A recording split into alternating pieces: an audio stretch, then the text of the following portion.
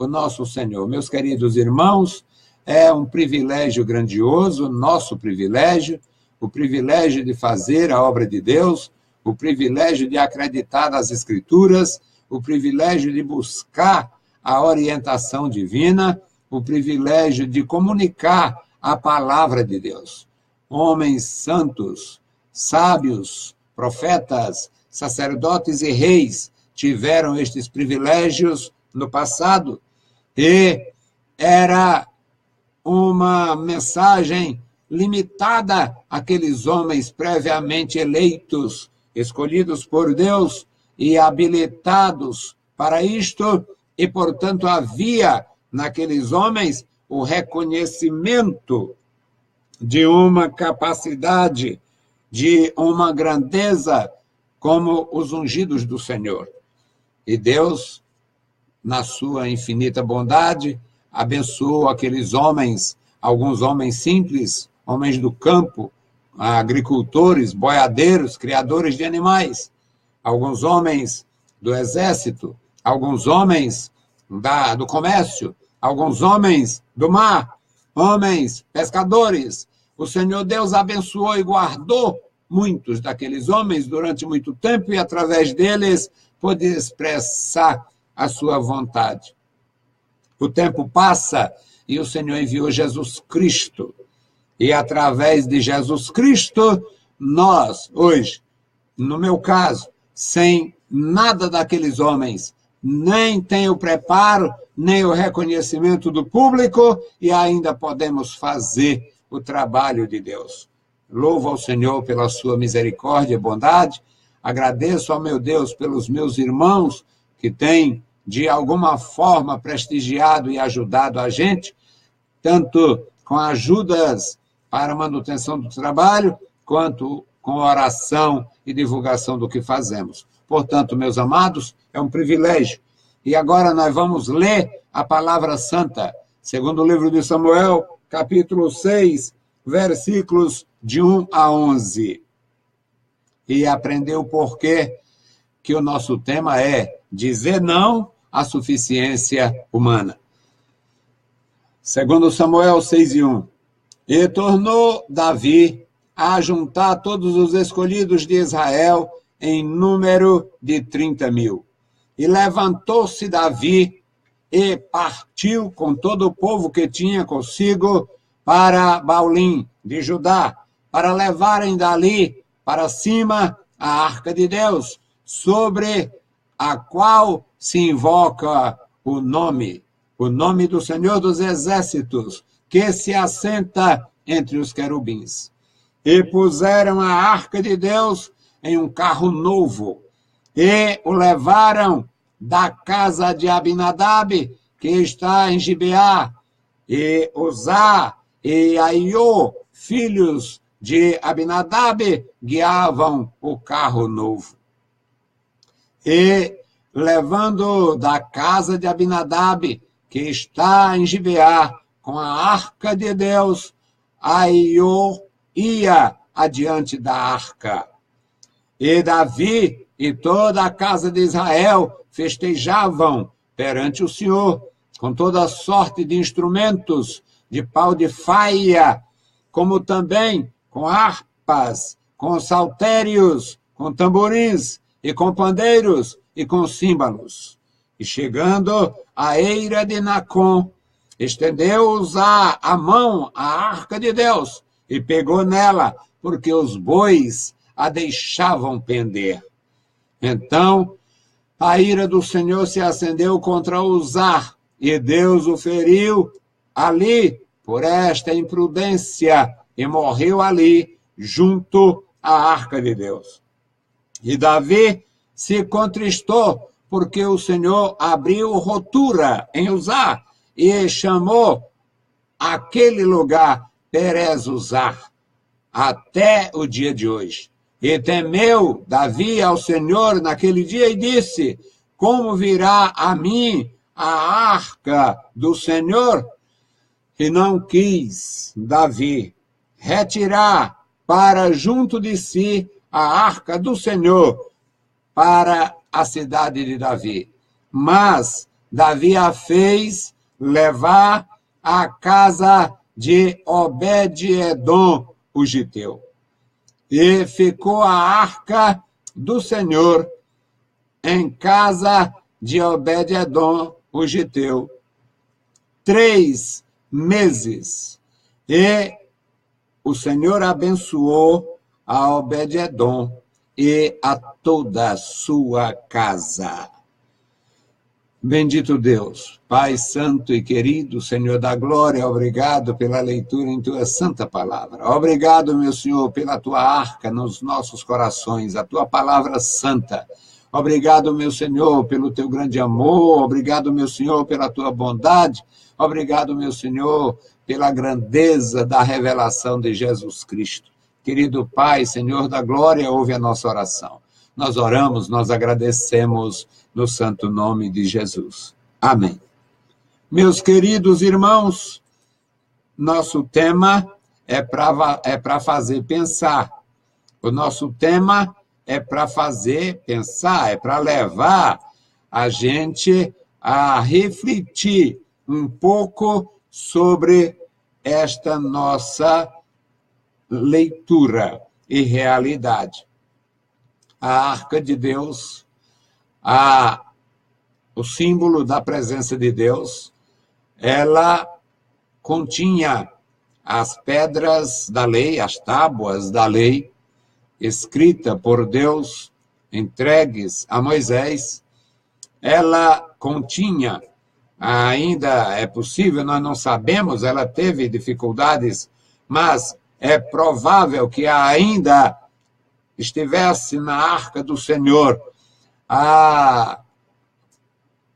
o cajado de Arão, representando a autoridade sacerdotal, e uma amostra do maná que Deus ofereceu ao seu povo como sustento por 40 anos, até eles começarem a colher o que plantaram em Canaã nos dias de Josué.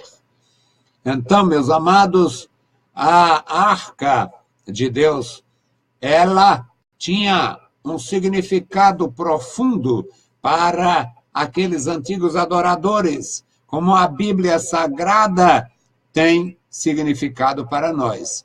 Inclusive, em algum momento, no meu Ministério do Ensino, eu compus uma música para a nossa escola, falando sobre a Arca da Lei, a Bíblia Sagrada como a Arca da Lei.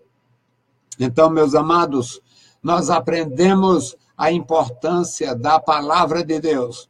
E, neste texto, além da importância da comunhão, além da importância da Arca de Deus na nossa vida, na nossa experiência, além destas realidades, nós temos aqui o que é realmente o nosso interesse hoje é confrontar a grandeza de Deus, a bondade de Deus, a riqueza de Deus, a suficiência de Deus com a nossa fragilidade. O Davi era rei. Nosso texto começa dizendo: e tornou Davi a juntar todos os escolhidos de Israel em número de 30.000. Era o rei convocando, alistando, chamando, comissionando autoridades para um grande evento. O evento era transportar a arca de Deus para a cidade de Davi, para um lugar apropriado. A arca havia sido tomada pelos filisteus nos dias de Eli. A arca teve a sua, digamos, presença sendo associada com maldição, com desgraça, com morte. Os filisteus sofreram todo tipo de digamos, punições por terem levado a arca e depositado-a no templo dos deuses, no templo de Dagon. E durante aquele período,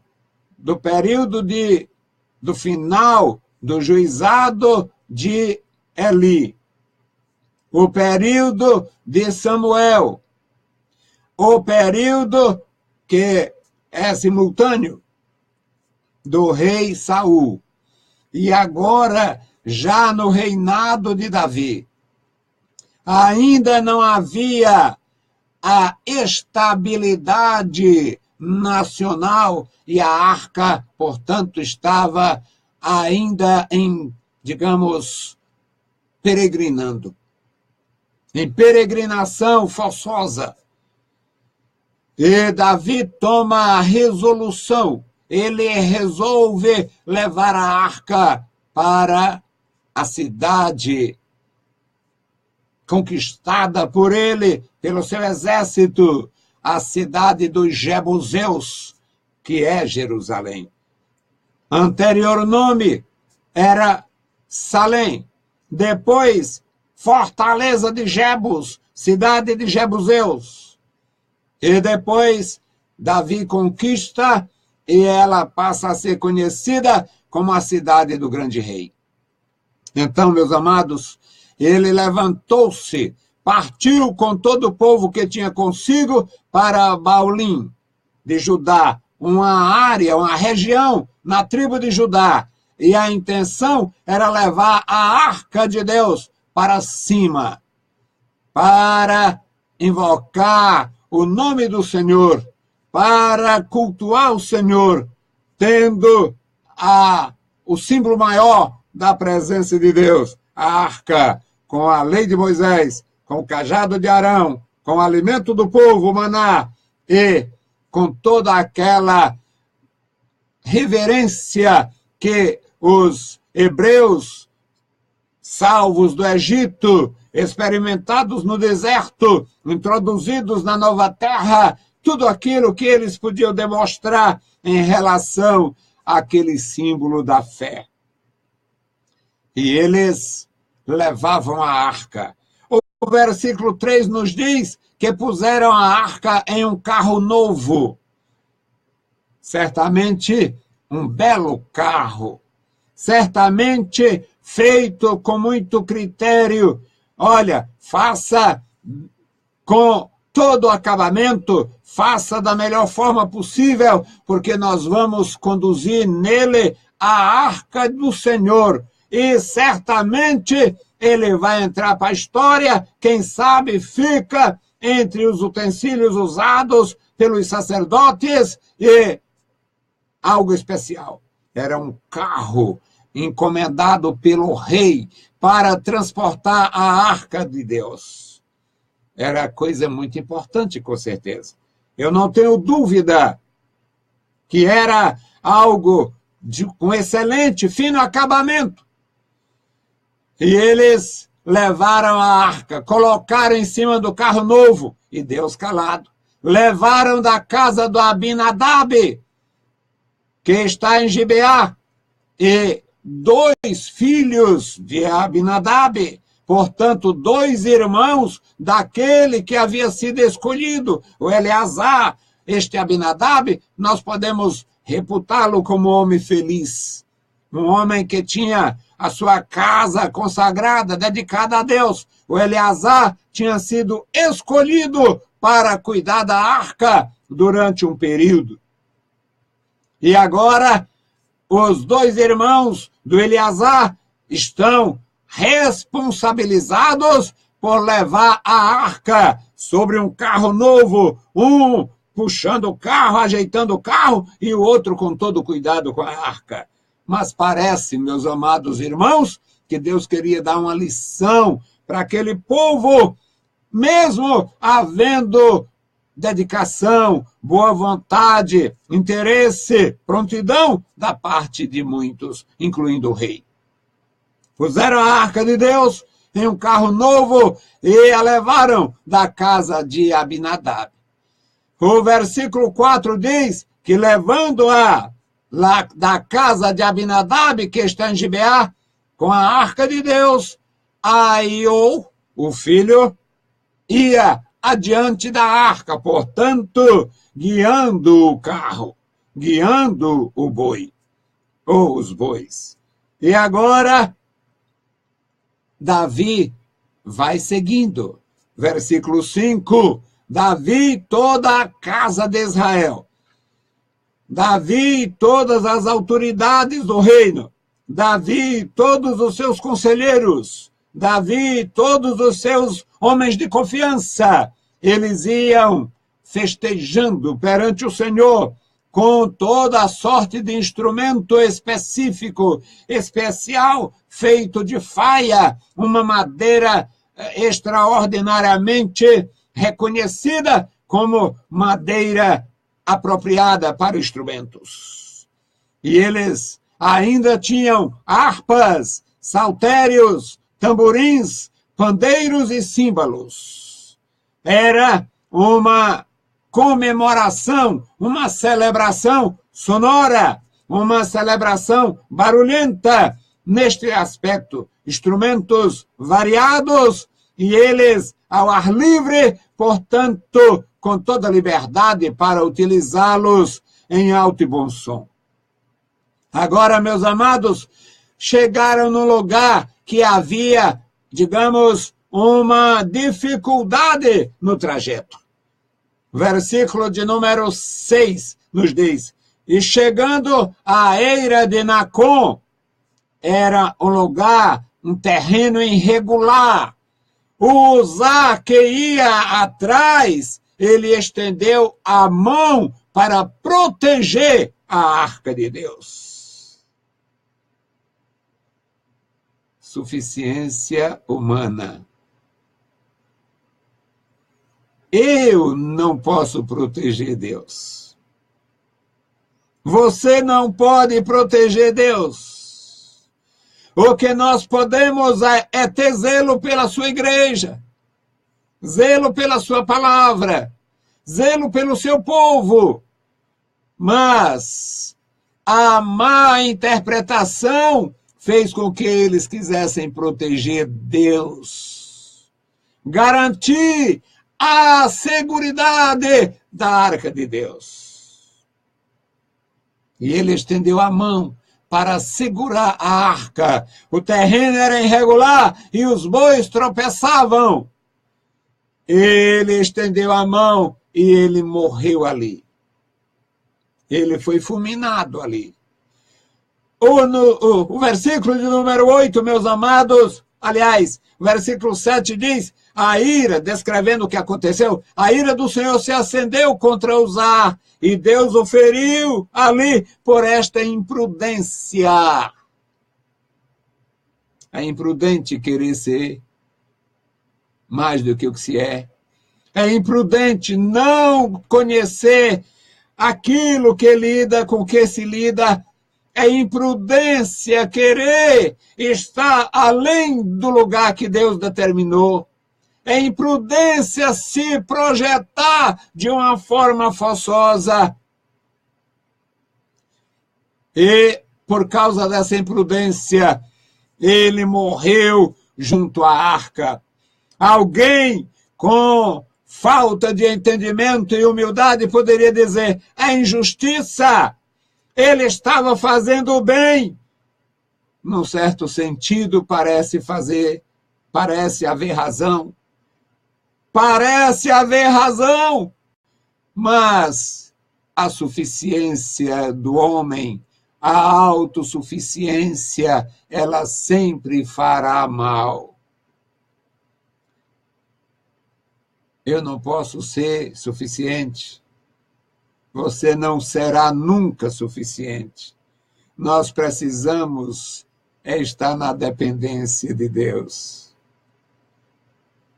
O versículo 8, Davi ficou triste. Diz que o Davi ficou triste. Davi se contristou.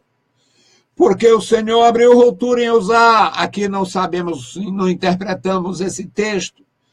Se ele teve uma hemorragia, ou essa ruptura aqui. O termo era genérico, generalizado, usava-se para derrames, usavam para hemorragias e usava também para outras manifestações mortais. Ele ficou triste porque o Senhor abriu ruptura e Uzá morreu. E ele chamou o nome daquele lugar Perez Uzá, ou o lugar do rompimento, onde Deus havia entrado em juízo contra aquelas pessoas. Havia negligência da parte de todos. Deus tinha dado as orientações de como lidar com a arca.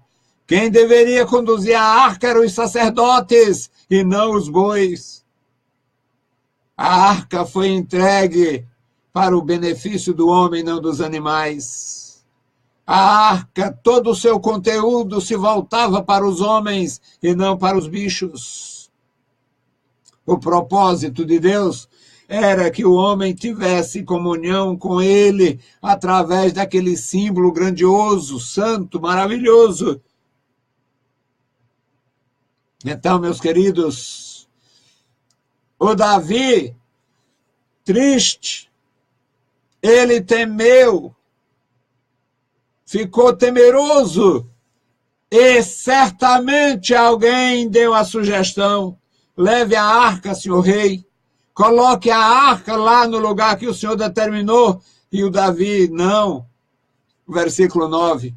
Como virá a mim a arca do Senhor? Davi reconhece que é insuficiente. E era o maior homem daquela nação. Era o rei daquela nação. E ele disse: como virá a mim a arca do Senhor? Não. E teve outra solução. Não quis Davi, versículo 10. Não quis Davi levar para junto de si a arca do Senhor, a cidade de Davi. Mas Davi fez que a levassem à casa de Obed-edom, o geteu. Por que não sabemos? Por que não sabemos? Ela também não voltou para a casa do Abinadab. Uma outra lição aqui é que nós temos que avançar e não recuar. E a arca de Deus foi levada para a casa de Obed-edom. Este homem não era um israelita. Outra grandeza para nosso ensino é que Deus, na sua infinita misericórdia, já reconhecia os gentios como elementos do seu amor e do seu cuidado. O versículo 11 nos diz: a arca do Senhor ficou na casa de Obed-edom, o geteu, 3 meses. E o Senhor abençoou a casa de Obed-edom. O Senhor abençoou Obed-edom e toda a sua casa. Meus queridos irmãos, é uma grande lição para nós. Aprenda, não comigo, aprendamos na Bíblia a dizer não à suficiência humana. Estamos nos aparelhando, estamos nos acercando de homens da melhor formação possível. Minha igreja está lotada de doutores. Nossos ministérios estão completamente doutorizados, se é que posso inventar um termo, criar um neologismo. Nós temos doutores em todos os setores da igreja. E nós nunca vimos tão pouca operação do Espírito Santo. A suficiência humana está fazendo mal à igreja de Deus. Diga não à autossuficiência. Diga não à suficiência humana. Aceite a palavra e o conselho, o seu conselho santo, e torne-se dependente de Deus. Coloque-se na dependência de Deus. É muito bom ter alguma coisa e ser alguém. Mas eu louvo a Deus, porque só tenho aprendido a estar na sua santa dependência. Que Deus abençoe os meus amados irmãos, guarde suas vidas, seus lares, a integridade espiritual e física e emocional de cada um, e que aprendamos a estar na dependência de Deus. Bendito Deus, Pai Santo e querido, Senhor da glória, obrigado pela tua palavra, obrigado pelos meus irmãos, obrigado pela tua igreja, obrigado, meu Senhor, pelo ensino santo. Obrigado, meu Deus, pela tua bondade, a tua mão estendida sobre nós. Continua conosco, Pai, nos dá vitória em tudo. Guarda os meus irmãos e estenda sobre eles a tua destra. Em nome de Jesus Cristo, Pai, te pedimos e te agradecemos. Amém. Saudamos a todos com a paz de nosso Senhor Jesus Cristo. Se o Senhor permitir, voltaremos amanhã. Deus vos abençoe. Leiam a Bíblia Sagrada e a graça de nosso Salvador repouse sobre vós. Amém.